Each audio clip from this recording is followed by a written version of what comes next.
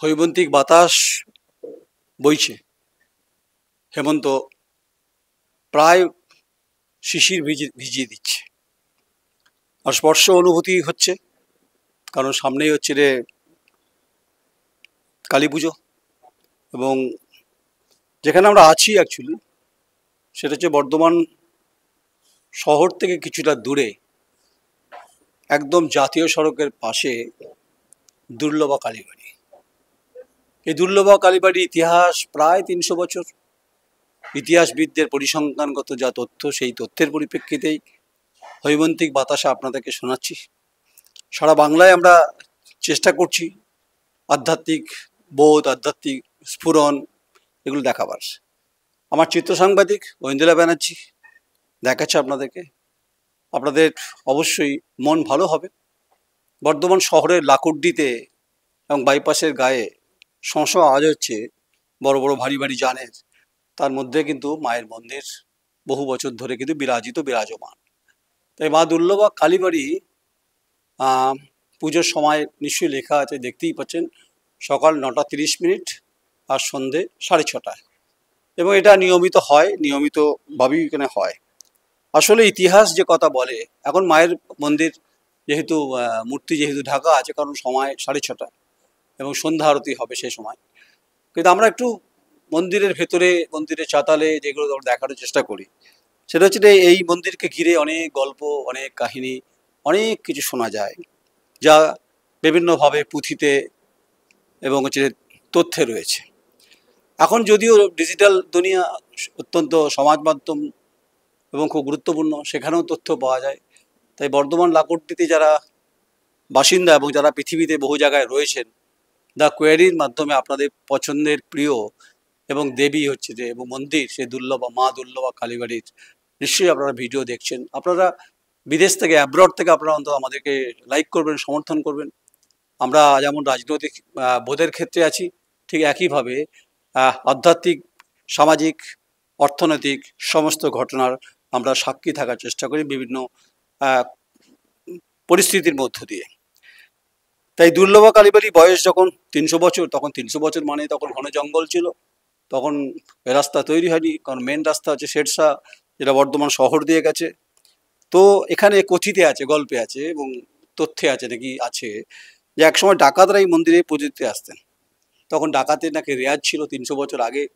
তখন বর্ধমান মহারাজাদের রাজত্ব চলছে, রাজত্বকাল চলছে, এবং সাজ সাজ রব, ঘোড়ার গাড়ি, রাজা আসছেন, একদম একটা বড় ব্যাপার, বড় বিষয়। তাই গর্ভগৃহে যখন আমরা প্রবেশ করবো না, খুব স্বভাবত আমরা এইটুকু শ্রদ্ধা এবং এইটুকু বিষয় আমরা তো মানা উচিত। তাই রাজা নেই, রাজত্ব নেই, রাজত্বকালে যেটা ইতিহাস যেটা রয়েছে, মা দুর্লভা কালীবাড়ির মূর্তি রয়েছে এখানে। তো ডাকাতরা যখন আসতেন, আচ্ছা তার আগে বলে নিই, যখন মহারাজাদের পরিবার ছিল তখন মহারাজারা আসতেন, বহু ঘোড়ায় করে আসতেন, ঘোড়া সওয়ার করে আসতেন, হাতিও নাকি ছিল এখানে। মহারাজাদের ব্যাপার স্যাপার হচ্ছে বিরাট ব্যাপার। তো হৈমন্তিক বাতাসে রোদটা আমাকে ঠিকরে ফেলছে ঠিকই, কিন্তু ওই হৈমন্তিক বাতাসটা কেন বলছি, হেমন্তকাল চলছে তো আসলে বাতাসটা হৈমন্তিকই হয়। তাই একদম আওয়াজ পাচ্ছি গাড়ির। এখানকার সেবায়েত থেকে শুরু করে যারা আছেন তারা এখানে পুজো দেন, প্রতিদিন বহু মানুষ আসেন এখানে, ঠিক ইতিহাসের পাতা ঠাঁই মিলেছে ঠিক, কিন্তু এটাকে আরও বৃহৎ আকারে, বৃহৎ পরিসরে যদি এটাকে নিয়ে যাওয়া যায়, তাহলে মা দুর্লভা কালীবাড়ি অন্তত সারা ভারতবর্ষ, সারা পৃথিবীতে কিন্তু হিন্দু ধর্মের ক্ষেত্রে, হিন্দু শাস্ত্র যারা বিশ্বাস করে, যারা হিন্দু ধর্মের সঙ্গে যুক্ত, তাদেরকে জাগ্রত করবে, তার কোনো সন্দেহ নেই। আমরা সবাই চলে যাই কখনো সোমনাথ মন্দির, আমরা চলে যাই কখনো গুজরাট, কখনো বালাজি, কখনো শুরু করে আমরা কচ্ছ। এই যে বিভিন্ন সময় আমরা যে ঘুরে বেড়াই পৃথিবীর বিভিন্ন, ভারতবর্ষের বিভিন্ন মন্দিরে, বিভিন্ন জায়গাতে, মহাকাল হোক, কখনো মাতা বৈষ্ণবদেবী হোক, সব জায়গা, কিন্তু আপনার ঘরের কাছে মায়ের মূর্তি, এটা কি দেখবেন না? এটা দেখার জন্য তো পরম সৌভাগ্য লাগে, আর হচ্ছে পরম দুর্লভ সম্পদের সাক্ষী থাকছি আমি, আপনারাও থাকছেন। মা দুর্লভার এই মূর্তি হচ্ছে এবং পাশেই হচ্ছে রে, কারণ এটা দেখার একটা সব বিষয় আছে। দেখুন আগেকার দিনের ঐন্দ্রা দেখাচ্ছে, আগেকার দিনের কড়ি লোহার বিম দিয়ে তৈরি, এবং হচ্ছে রে সিমেন্টিংও ঠিকঠাক করে আছে ঠিকই, কিন্তু ওর হেরিটেজটা বজায় রেখেছে। এবং এটাই তো হওয়া উচিত। ইতিহাস বহমান পরিস্থিতির অত্যন্ত গুরুত্বপূর্ণ মোড়, যা আমাদেরকে সবসময় শিখতে সমৃদ্ধি করতে সাহায্য করে। হ্যাঁ, যেটা বলছিলাম আমি, যে মাতা বৈষ্ণবদেবী হোক, সোমনাথ মন্দির হোক, বা উজ্জয়িনী হোক, কামাখ্যা হোক, সব জায়গায় নিশ্চয়ই যান, আপনারা সবাই যান। যারা হিন্দু ধর্মে আছেন তারা যান, কিন্তু এটাও তো গুরুত্বপূর্ণ। দুর্লভা মায়ের মূর্তি মন্দির গুরুত্বপূর্ণ নয় কি? নিশ্চয়ই গুরুত্বপূর্ণ। তাই বর্ধমানের এই গুরুত্বপূর্ণ মায়ের মন্দিরে অবশ্যই যেমন দর্শনার্থী আসেন, অবশ্যই পর্যটকদের আসা উচিত। এটা অন্তত সরকারের দৃষ্টিভঙ্গির নিরিখে রাখা উচিত। নিশ্চয়ই রেখেছেন সরকার, নিশ্চয়ই ভাববেন এটা নিয়ে। তাই স্রোত যেমন কখনো আটকে থাকে না, তেমনি আধ্যাত্মিক চেতনা এবং ইতিহাস তা কখনোই থমকে যেতে পারে না। এটাই নিয়ম হচ্ছে বহমান পরিস্থিতির সঙ্গে সঙ্গে। মা দুর্লভা কালী মন্দির আজও 300 বছর হলেও যা আজও অক্ষত অমর রয়েছে, অটল অবিচল। আমরা সেই অবিচলের জায়গা থেকে ইতিহাসের কিছু পন্থী কিছু কথা আমরা বলতে চাইছি, তুলে ধরতে চাইছি আপনাদেরকে। আমাদেরকে সবসময় রাজনৈতিকভাবে যে কাটাছাড়া ছবি দৃশ্য পট আপনারা দেখেন, আপনাদের তাতে কষ্ট হয় জানি আমি। তাই আপনাদের আজকে যে আধ্যাত্মিক কথা বলছি ও মায়ের কথা বলছি, আশা করি আপনাদের মন এবং প্রাণ এবং শরীর, হৃদয়, রক্ত, শিরা, উপশিরা, ধমনী আজকে অন্তত শীতল বাতাস বইয়ে দেবে, হৈমন্তিক বাতাসের মতো।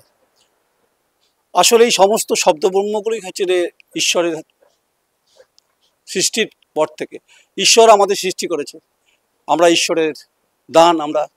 তাই যবে থেকে মানব সভ্যতা তৈরি হয়েছে, তারপর আস্তে আস্তে সভ্যতার বিকাশ হয়েছে, শব্দ তৈরি হয়েছে, শব্দমালা তৈরি হয়েছে, শব্দ ব্রহ্ম হচ্ছে ব্রহ্ম তালু থেকে উৎপত্তি হয়। যে ব্রহ্ম তালু থেকে অনেক কথা, অনেক শব্দ, যেগুলো আমরা বিভিন্ন সময় বেশ মালায় গেঁথে দিতে চাই বা মালায় গেঁথে দিই আমরা অন্তত, যেটা অত্যন্ত শ্রুতিমধুর লাগে। আর যারা চিলচিৎকার করে বলেন তাদের কথা কর্কশ লাগে। আমি চিলচিৎকার করতে আসিনি, আমি চিলচিৎকার করা সাংবাদিকও নই। তাই আমার এই পরিবেশ দেখে তো আপনাদের প্রত্যেকে ভালো লাগছে এবং আমারও লাগছে। আপনারা প্রত্যেকে আসবেন, মায়ের মন্দিরের ইতিহাস হয়তো সাক্ষী থাকবেন। এবং এই সাক্ষী থাকার জন্য যে আসলে বিষয়টা হচ্ছে, যেটা বলছিলাম, যে এখানে ডাকাতরা একসময় আসতেন, যেটা আছে এখানে মন্দিরের পিছনে রয়েছে গোকুলানন্দ ব্রহ্মচারীর সমাধি রয়েছে এখানে। এখানে নিয়ম মেনে প্রতিদিন ভোগ দেওয়া হয়। দুর্লভা হওয়া নিয়ে একটি অন্য গল্প প্রচলিত আছে। যারা সেবায়েত আছেন তারা বলতে পারবেন যে গোকুলানন্দ দেহত্যাগের পর দুর্লভ ভট্টাচার্য নামে এক পুরোহিতকে নিয়োগ করেন রাজা বিজয়চাঁদ মাহাতাব। তিনি অত্যন্ত দানবীর ছিলেন, গুণী মানুষ ছিলেন। তার প্রচুর সৃষ্টি, তার প্রচুর হেরিটেজ এবং প্রচুর ভাবনা, শিল্পকলা নিদর্শন গোটা বর্ধমান, কারণ তিনি বিরাট বড় মানুষ ছিলেন এবং তার উদারতা ছিল। তাই সেই থেকে হচ্ছে দুর্লভ ভট্টাচার্যের নামেই দেবী এখানে দুর্লভা কালীতে পরিচিত হন। এসব কাহিনী রয়েছে। যাই হোক, গোকুলানন্দ ব্রহ্মচারী তার পৈতের পর বাড়ি থেকে বেরিয়ে পড়েন, ঘুরতে ঘুরতে জঙ্গলে লাখুড্ডিতে আসেন। এখানে শুরু করেন মা কালীর আরাধনা। একদিন দেবী গোকুলানন্দ স্বপ্নাদেশ দেন এবং তিনি দেখেন যে তার পায়ে একটি পাথর ঠেকেছে। বেশ, পাথর থাকার পরে তিনি ভাবলেন যে এটা কি। তখন সেটাকে দেখলেন, সেটা তুলে নিয়ে এলেন। তখন মায়ের তালপাতা ছাউনি ছিল। তারপর সেখানে দুর্লভা কালীর আরাধনা শুরু হয়। তারপর বর্ধমানে মহারাজ বিজয়চাঁদ মাহাতাব একদিন জঙ্গলে শিকার করতে গিয়ে দেখেন যে তালপাতা ছাউনিতে সন্ন্যাসী বসে সাধনা করছেন, কথিতে আছে। এই তো তার এই অলৌকিক ক্ষমতায় মুগ্ধ হয়ে মহারাজ বিজয়চাঁদ মাহাতাব অবশ্যই এই মন্দির তৈরির ক্ষেত্রে তার গুরুত্বপূর্ণ ভূমিকা এবং পালন করে, আর্থিক সাহায্য করেন এবং আর্থিক দান করেন। দেবী মূর্তি প্রথমে মাটির ছিল, পরে তা অষ্টধাতুর হয়। যে মূর্তিটি মূর্তি চুরি হয়েছিল, এরপর বর্ধমান মহারাজা বিজয়চাঁদ মাহাতাব বেলকাঠের মূর্তি তৈরি করে দেন। কিন্তু সময় ফিরে ফিরে বেলকাঠও ঘুণ ধরে যায়, আস্তে আস্তে সেই ঘুণও ধরে যায়। তাই ভট্টাচার্য পরিবারের তরফের সিমেন্টের দেবী মূর্তি তৈরি করায়, কিন্তু বছর খানেক পরও সেটা কিন্তু ফাটল ধরে যায়। তাই বর্তমানে দেবী এখানে শ্বেত পাথরে মূর্তিত পূজিত হন, পুজো হয় প্রতিদিন, ভোগ প্রতিদিন এখানে হয়।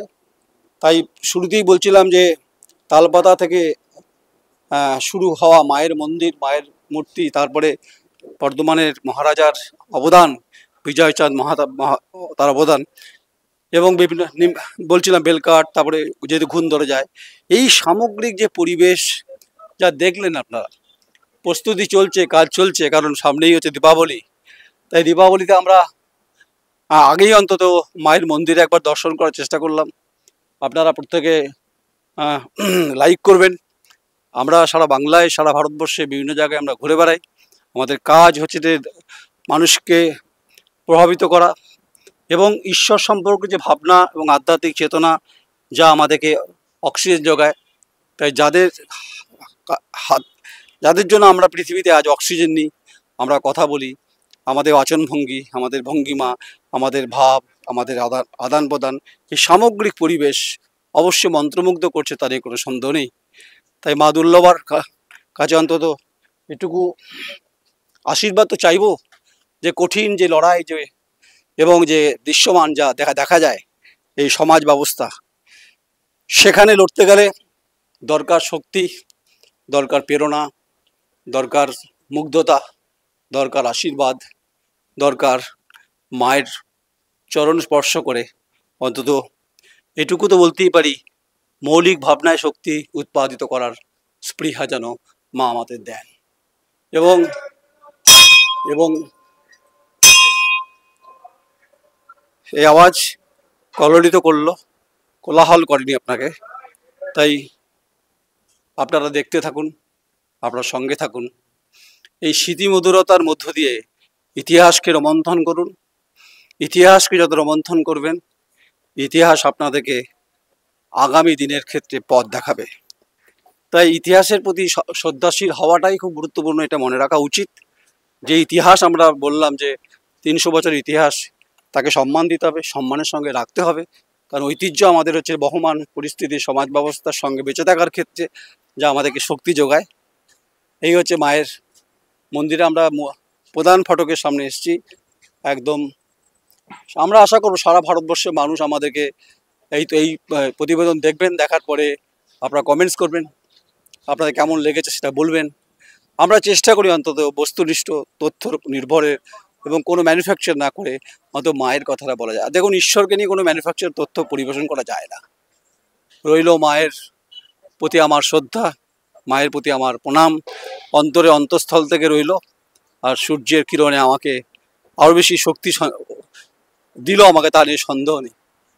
আর সূর্য আমাদের প্রতিদিন শক্তি দেয়, আর মা দুর্লভা আমাদেরকে বাঁচতে সাহায্য করে, সমৃদ্ধ করে। তাই শ্রী শ্রী দুর্লভা কালীবাড়ি মন্দিরে লাখুড্ডি থেকে আমি নয়ন রায়, আমার চিত্র সাংবাদিক ঐন্দ্রিলা ব্যানার্জি, বর্ধমান। নমস্কার।